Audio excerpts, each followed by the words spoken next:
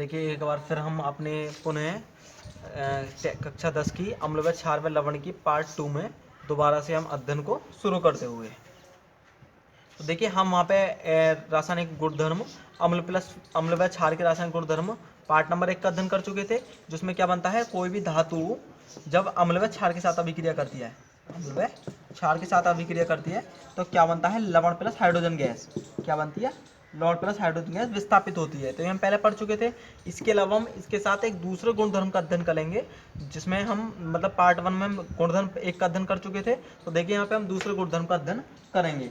तो देखिए यहाँ पे दूसरे नेक्स्ट हेडिंग जो गुणधर्म नंबर 2 शुरू होता है, उसमें क्या है, कोई भी धातु कार्बोनेट यानी मेटल का उसको कार्बोनेट को लेकर चलेंगे तो CO3 कार्बोनेट का आयन है।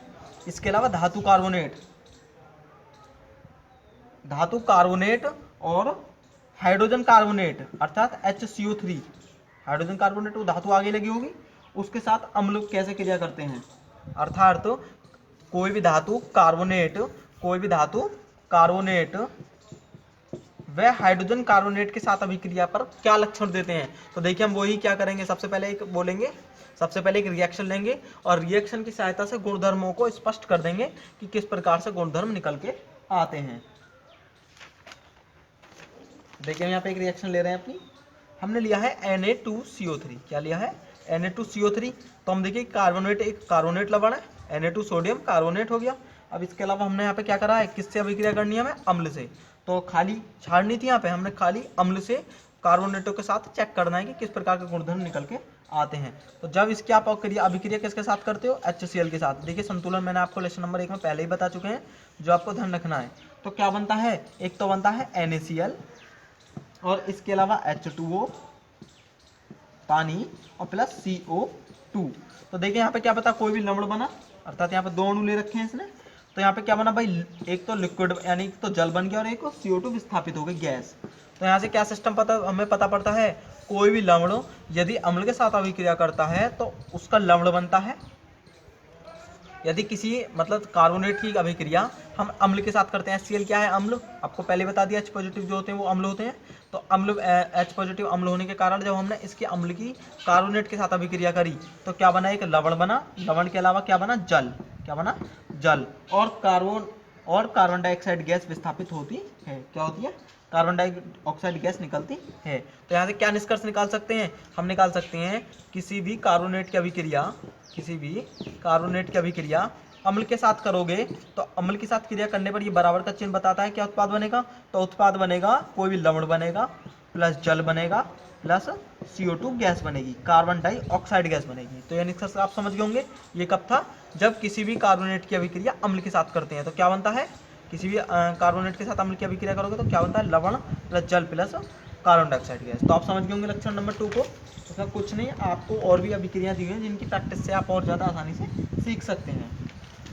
तो आपको ध्यान रखना है, देखिए यहाँ पर एक विशेष प्रकार की अभिक्रिया छोड़ आए थे जिसको आपको ध्यान रखना है। कभी कभी क्या होता है बोर्ड में, स्पेशली उदासीनीकरण या जल बनने की क्रिया के नाम से इसको पूछ लिया जाता है, जो आपके सामान्य तौर पे आने वाली है। तो देखिए एक विशेष प्रकार की अभिक्रिया है यहाँ पे, उदासीनीकरण। क्या होता है, उदासीनीकरण में क्या होता है, जब हम जब अम्ल प्लस क्षार की अभिक्रिया खुद कर देते हैं। तो भाई हम गुणधर्म पढ़ रहे हैं हम क्षार के, ये भी एक अम्ल क्षार का गुणधर्म है। यदि किसी अम्ल की किसी क्षार से स्वतः ही क्रिया कर दो, यानी उनकी आपस में अल्टीमेटिम इससे और इससे अभिक्रिया कर दो, तो क्या बनता है, लवण प्लस पानी। क्या बनता है, लवण प्लस पानी। सबसे दैनिक जीवन में और हमारी केमिस्ट्री में सबसे आसान वाले 2 अम्ल क्षार लेंगे और उनकी अभिक्रिया करके हम क्या बनाएंगे, लवण प्लस पानी बनाएंगे। तो देखिए हमसे यहाँ पे अम्ल क्षार में क्या ले रहे हैं, NaOH क्या है आपकी क्षार, अम्ल में क्या ले रहे हैं, HCl। क्या ले रहे हैं, HCl। तो यहाँ पे जैसे ही आप यहाँ पे जो जुड़ जाएगा, क्या हो जाएगा, OH और H जुड़ के क्या बन जाएगा, जल अलग निकल जाएगा।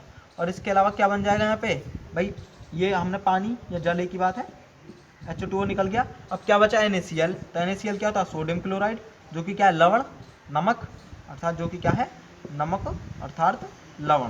तो आप समझ गए उदासीनीकरण में क्या होता है, जब किसी अम्ल व क्षार की अभिक्रिया आपस में करते हैं तो लवण प्लस पानी का उत्सर्जन होता है।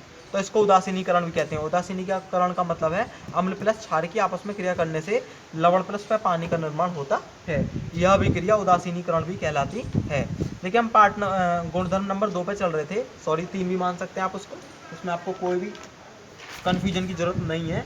आप क्या है, यदि हम किसी धातु की अभिक्रिया कार्बोनेट के संग करते हैं तो क्या बनता है, किसी भी धातु की अभिक्रिया कार्बोनेट के साथ करते हैं तो क्या बनता है हमारा, कार्बोनेट करने से क्या बनता था, जल प्लस में कार्बन डाइऑक्साइड गैस बन रही थी। इसके अलावा हम क्या करें, यदि किसी धातु की अभिक्रिया, यदि किसी धातु की अभिक्रिया हम बाइकार्बोनेट के साथ करें या हाइड्रोजन कार्बोनेट, यदि आपको NaHCO3 लिख के दे दिया जाए तो ये धातु हाइड्रोजन कार्बोनेट भी कह सकते हैं, या सोडियम हाइड्रोजन कार्बोनेट भी कह सकते हैं आप इसको, या सोडियम बाइकार्बोनेट भी कह सकते हैं। तो आप समझ गए होंगे। तो यदि अब हम सीख चुके थे कि किसकी अम्ल की अभिक्रिया किसके साथ करें हम, कार्बोनेट के साथ, यदि बाइकार्बोनेट या हाइड्रोजन कार्बोनेट के साथ करें तो क्या तो गुणधर्म निकल के आते हैं। तो इसके लिए हम एक रिएक्शन लेते हैं। हमने NaCO3 लिया था वहाँ पे, हम यहाँ पर लेकर चले NaHCO3। इसकी अभिक्रिया हम किसके साथ कर रहे हैं, इसकी अभिक्रिया कर रहे हैं किसी क्षार के साथ, सॉरी किसी अम्ल के साथ। तो अम्ल के साथ करने पर क्या बनता है, पुनः NaCl बनता है, H2O बनता है और CO2 विस्थापित होती है। CO2 बन गया दोबारा से।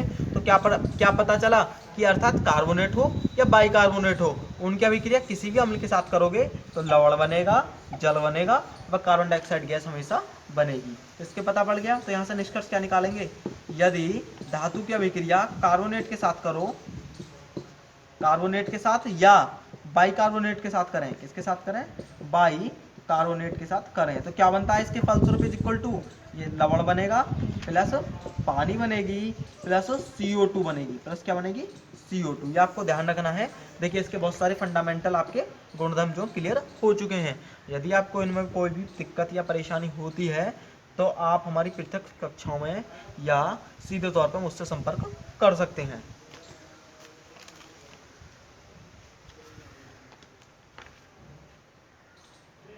हाँ जी, एक नेक्स्ट गुणधर्म आता है अम्लों के साथ धात्विक ऑक्साइड की अभिक्रिया।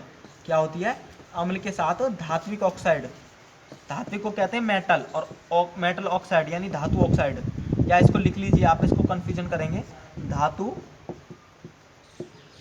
ऑक्साइड के साथ अभिक्रिया।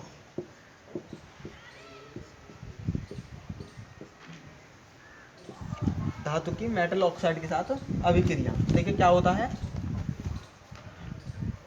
देखिए सबसे अम्ल की धातु ऑक्साइड के साथ अभिक्रिया। तो यहाँ पे क्या करेंगे, हम कोई अम्ल लेंगे, धातु ऑक्साइड लेंगे, उसके साथ क्रिया करके क्या हमें रिजल्ट दिखाना है। तो देखिए हम यहाँ पे क्या लेते हैं, CuO, क्या ले रहे हैं, CuO, कॉपर है और इसके साथ ऑक्सीजन संयोग कर रहा है तो क्या बन गया, कॉपर ऑक्साइड। तो CuO की अभिक्रिया हमने किसके साथ कर दी, 2HCl के साथ, अर्थात दो अणु अम्ल के लेकर चल रहे हैं तो इससे हमें कोई फर्क नहीं पड़ता, 2 हो या 3 हो, वो संतुलन के लिए होता है। इसके अलावा क्या बन गया, CuCl2, इस CuNH के साथ क्रिया कर लिया और इसके साथ क्या बनता है, जल, क्या बनता है, जल। तो यहाँ से क्या पता पड़ा हमें, कोई भी धातु ऑक्साइड की अभिक्रिया हम अम्ल के साथ करते हैं, कोई भी धातु ऑक्साइड की अभिक्रिया अम्ल के साथ करते हैं तो क्या बनता है, लवण प्लस पानी, क्या बनता है, लवण प्लस पानी। तो ध्यान रखना है आपको ये पॉइंट, ये ज़्यादातर आता नहीं है लेकिन फिर भी आपको नॉलेज के लिए सभी चीज़ें याद रखनी जरूरी होती हैं। मैंने आपको बताया था कि अपने अंदर काबिलियत जगाओ या अपने अंदर काबिलियत को उत्पन्न करो, तो काबिलियत के लिए आपको हर चीज़ पढ़नी होती है।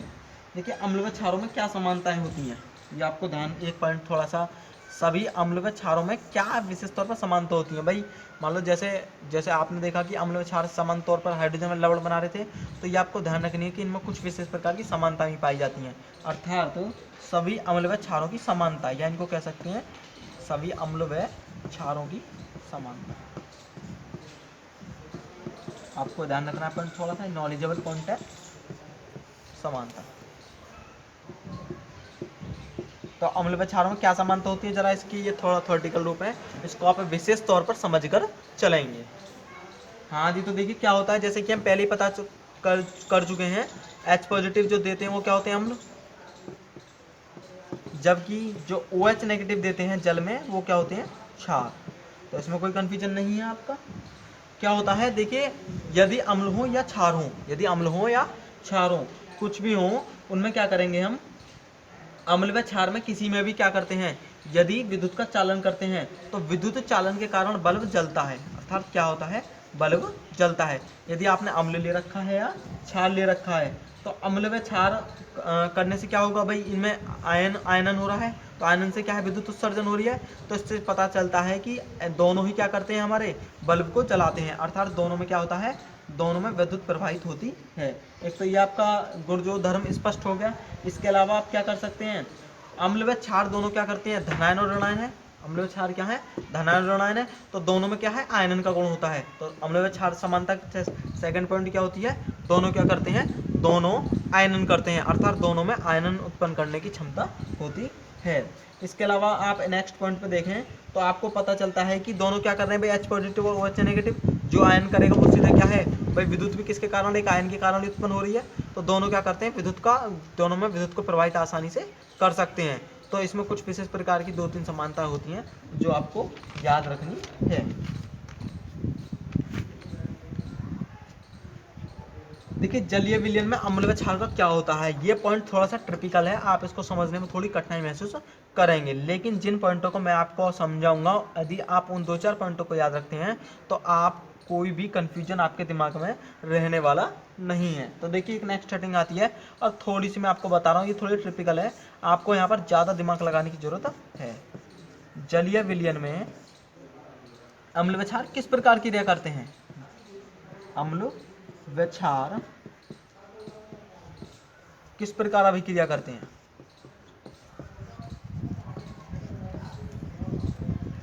देखिए ये आपको थोड़ा सा समझने वाला पॉइंट है। हाँ जी, क्या होता है, मान लो आपने क्या करा है, कोई भी अम्ल व क्षार ले रखा है और उसके आप जलीय विलयन के साथ अभिक्रिया कराते हैं। क्या कराते हैं आप, कोई भी जलीय विलयन के साथ अभिक्रिया कराते हैं। तो ऐसी स्थिति में हम देखते हैं कि देखिए कुछ विशेष प्रकार की प्रोसेस होती हैं। क्या होती हैं, कुछ विशेष प्रकार की प्रोसेस होती हैं।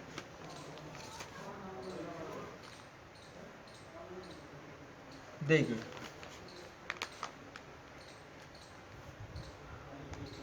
हाँ जी, जैसे कि हम क्या करते हैं, मान लीजिए हमने HCl, लेकिन इनको 2 चीज़ों में क्लियर करेंगे, एक अम्ल लेंगे जल के साथ क्रिया, एक क्षार लेंगे और गुणधर्मों को स्पष्ट कर देंगे। तो HCl की अभिक्रिया यहाँ पर हम कर रहे हैं H2O के संग, किसके साथ कर रहे हैं, H2O के। तो देखिए यहाँ पे आपको आयनन समझना पड़ेगा सबसे पहले। आयनन, इनके आयन ही आपस में क्रिया करते हैं। कोई भी जब 2 पदार्थ आपस में क्रिया करते हैं तो उनके आयन टूट के एक दूसरे के साथ संयोजन करके नए प्रकार की अभिक्रिया बनाते हैं। ये मैंने आपको जो क्या नाम है, इनके परमाणुओं के टूटने की प्रोसेस संयोजन अभिक्रिया में भी आपको विशेष तौर पर स्पष्ट कर दी थी। तो देखिए यहाँ पे क्या होगा, H पॉजिटिव और ये Cl किस में टूटेगा, Cl नेगेटिव।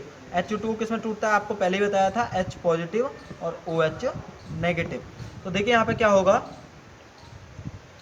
यहाँ पे क्या बनेगा, जो ये H पॉजिटिव है किसके साथ क्रिया करेगा, यहाँ पर इस पूरे आयन के साथ क्रिया करके क्या बनाता है, H3O पॉजिटिव। आपको पहले ही बताया था परिभाषा में, कभी भी अम्ल H पॉजिटिव से शो नहीं करते जल में, किससे शो करते हैं, हम करते हैं H3O पॉजिटिव। ये कहलाता है प्रोटोनियम आयन। क्या कहलाता है, ये कहलाता है प्रोटोनियम आयन। इसके अलावा क्या बनेगी, Cl नेगेटिव आयन रह जाएगा। क्या रह जाएगा, Cl नेगेटिव आयन रह जाएगा। तो यहाँ पर देखिए आपको कुछ पॉइंट ध्यान रखने हैं। कभी भी हाइड्रोजन आयन, ये जो H पॉजिटिव आयन है वो कभी भी स्वतंत्र नहीं रह सकता, वो जल के आयनों के साथ मिलकर हमेशा H3O पॉजिटिव आयन के रूप में ही रहता है। आप उसको कभी भी साधारण तौर पर इस स्वतंत्र अवस्था में नहीं दिखा सकते।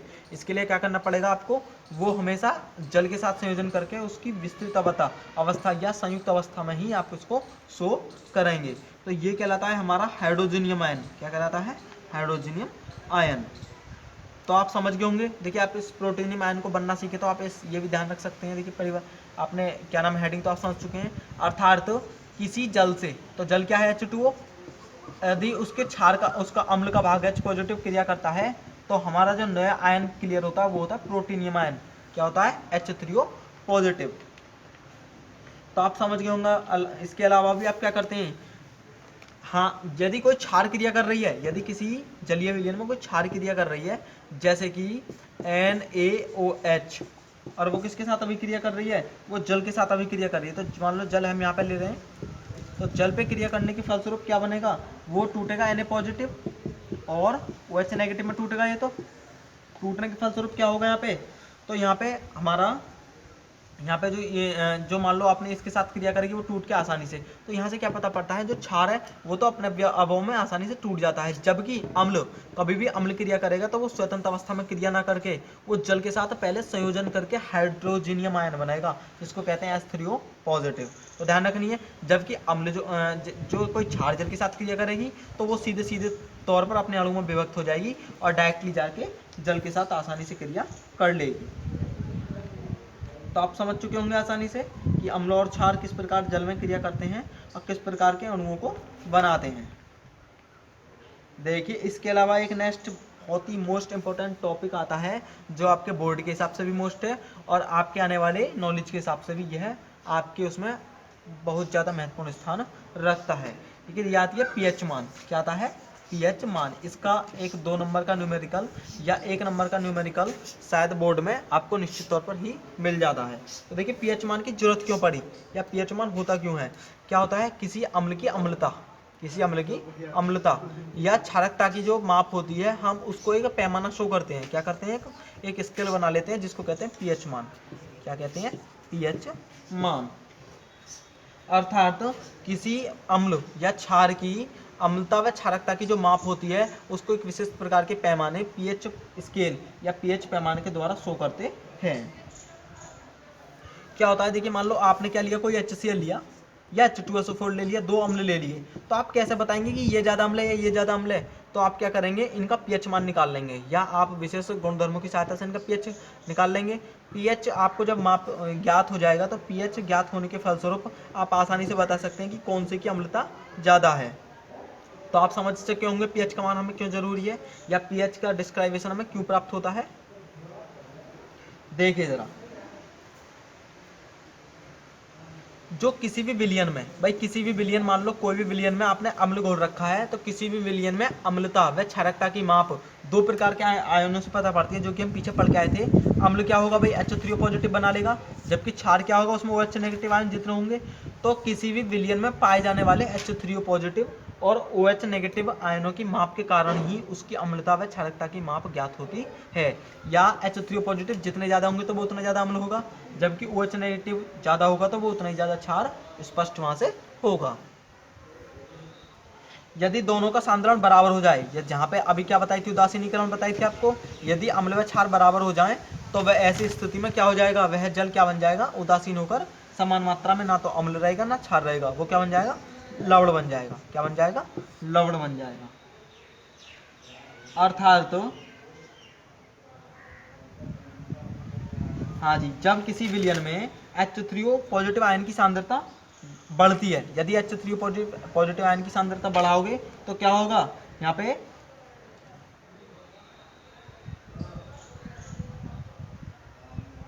तो क्या होगी भाई, जैसे ही आप H3O पॉजिटिव आयनों की सांद्रता क्या करते हैं, बढ़ाते हो, तो अम्लीय प्रकृति या H3O पॉजिटिव आयनों की सांद्रता घटती है। तो जैसे ही आप इसकी प्रकृति बढ़ाओगे तो सांद्रता क्या होगी, इसकी घटेगी। अर्थात तो जब किसी विलयन में हम H3O पॉजिटिव आयन की क्या करते हैं, आयन की सांद्रता बढ़ती है, क्या होती है, सांद्रता बढ़ती है, तो उसकी अम्लीय प्रकृति या आयनों की सांद्रता घटती है। क्या होती है,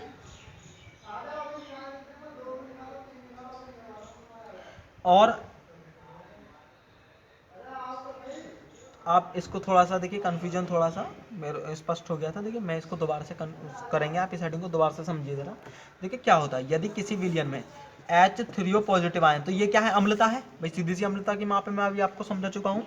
तो H3O पॉजिटिव आयन की सांद्रता जैसे ही बढ़ेगी तो उससे क्या होगी, तो वो मतलब जैसे बढ़ेगी तो क्षारकता घटेगी, क्योंकि इसमें 2 प्रकार के तत्व पाए जाते हैं, अम्लता और क्षारकता।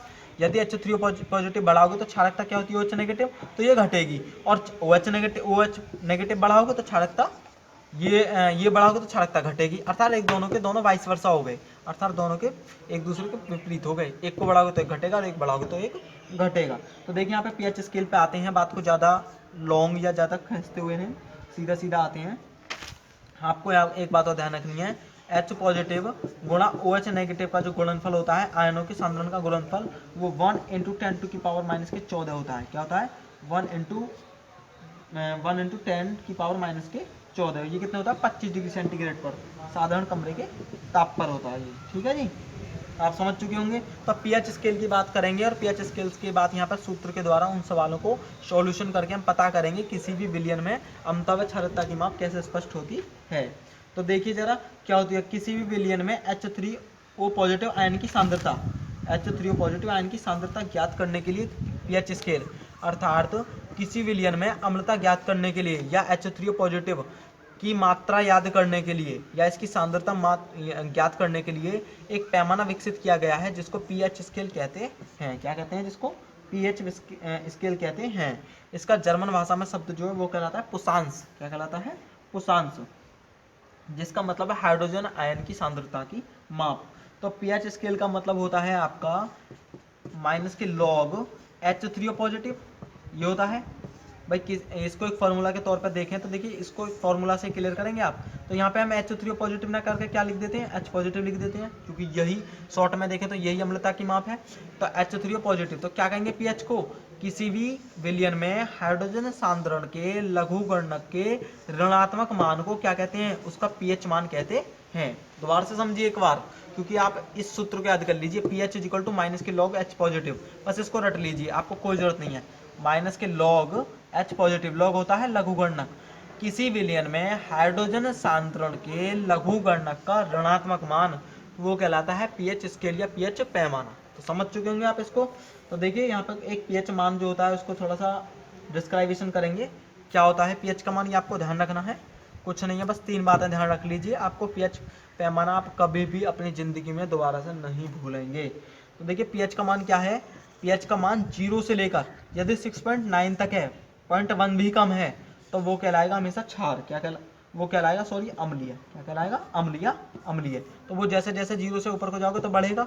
इसके अलावा आप जैसे ही 7 तक पहुंच जाओगे, क्या बन जाओगे? जैसे ही पीएच का मान क्या हो जाएगा? जैसे ही आपका पीएच का मान जैसे ही 7 हो गया, 6.9 से एकदम 7 हो जाएगा, तो वो हो जाएगा उदासीन। जैसे जल क्या है? उदासीन है, ना तो अम्ल ना क्षार है। इसके अलावा जैसे ही आप 7.1 कर देंगे, क्या कर देंगे आप? 7.1 से और 14 तक कर देंगे, वो क्या हो जाएगा? क्षारीय। उसका मान क्या हो जाएगा? क्षारीय। तो आप समझ गए होंगे पीएच पैमाना भाई, 0 से 6.9 यानी 7 से कम कम तो अम्ल, और खाली 7.1 या पॉइंट इधर उधर भी नहीं, वो उदासीन, और 7 से ज़्यादा और 14 तक वो क्या कहलाएगा? क्षारीय। तो देखिए हम एक स्केल के द्वारा एक न्यूमेरिकल लेते हैं, उसकी सहायता से किसी विलयन में पीएच पैमाने की उसकी पीएच वैल्यू ज्ञात करेंगे। तो देखिए आप थोड़ा सा ध्यान से आपको समझना है, हाँ सुनना है। देखिए किसी विलयन में मैं अपनी ओर से एक न्यूमेरिकल अपनी ओर से ही लेकर चल रहा हूँ। देखिए क्या मानिए, उदाहरण के तौर पर मान याद करिए कि किसी विलयन में हाइड्रोजन आयन की सांद्रता H पॉजिटिव का मान वो दिया है 1 × 10⁻⁴। तो इस विलयन का पीएच मान याद करो। किसी विलयन में H पॉजिटिव का मान दिया और आपको पता नहीं है वो अम्लीय क्षार है, तो हमारे पास क्या है? पीएच स्केल है। पीएच स्केल से हम आसानी से बता देंगे अम्लीय क्षार है। तो इसको फॉर्मूला में पुट करते हैं। फॉर्मूला क्या होता है? माइनस के लॉग H पॉजिटिव। क्या करेंगे? माइनस के लॉग H पॉजिटिव का मान कितना है? 1 × 10⁻⁴, सॉरी। तो यहाँ पे क्या करेंगे? माइनस के, भाई यहाँ पे m×1 होता है, आप इसको एक को छोड़ दीजिए, इसका मान 0 हो जाता है। वो भी शॉर्ट में तरीका से हम प्रत्यक्ष क्लासों में समझ लेंगे, सिर्फ आपको ये लेकर चलना है। तो माइनस के लॉग ये क्या हो जाएगा? 10⁻⁴। आपने फॉर्मूला पढ़ा होगा, लॉग m की पावर n इजिकल टू, तो n आगे आ जाता है, तो ये हो जाता है n log m। तो ये 10⁴ क्या हो जाता है? आगे आ जाएगा उतर के, तो माइनस का चिन्ह पहले से ही है, तो माइनस गुणा माइनस के 4, और यहाँ पे बेस होता है 10। क्या होता है? बेस। इसका आधार होता है लघुगणक का 10, ये मैं बताना भूल गया था। तो देखिए log 10, और यहाँ से 10 पहले से ही है, तो माइनस माइनस प्लस हो जाएगा, तो 4 हो जाएगा। आपने लघुगणक पढ़ा होगा उसमें 9th में, तो log 10 बेस 10 का मान होता है हमेशा 1। क्या होता है? 1। तो 4 गुणा 1, तो 4। अभी मैंने आपको पीएच स्केल बताया था, तो 4 किसकी वैल्यू होती है? 4 होता है अम्ल। क्या होता है? 0 से लेकर 6.9 तक क्या होता है? अम्ल। तो हम क्या बता सकते हैं? ये अम्ल है। तो आप समझ गए होंगे आसानी से न्यूमेरिकल निकालने। हम बहुत सारी पृथक कक्षाओं में एक न्यूमेरिकल का अभ्यास करके आसानी से उसकी क्षार में अम्लता की गणना करेंगे। तो आज की कक्षा यहीं समाप्त होती है, और इसके अलावा आपकी जो भी परेशानी हो तो आप मेरे से डायरेक्टली कांटेक्ट कर सकते हैं। कांटेक्ट के लिए संपर्क कर सकते हैं 9368811920। आपको कोई भी खास परेशानी के लिए आप मुझको कांटेक्ट कर सकते हैं। तो देखिए आपकी कक्षा समाप्त हो गई। इसके अलावा हम विस्तृत तौर पर अम्ल व क्षारों के अलावा लवण जो कि आपके आने वाली बोर्ड कक्षाओं में इस पार्ट से आपके करीब 2 से 3 नंबर के लवण के क्वेश्चन बनते हैं, जिनका अध्ययन हम आने वाली आगामी कक्षाओं में करेंगे। इसी के साथ मैं अंकित नागर आपको शुभ वक्त के साथ विदाई देता हूँ।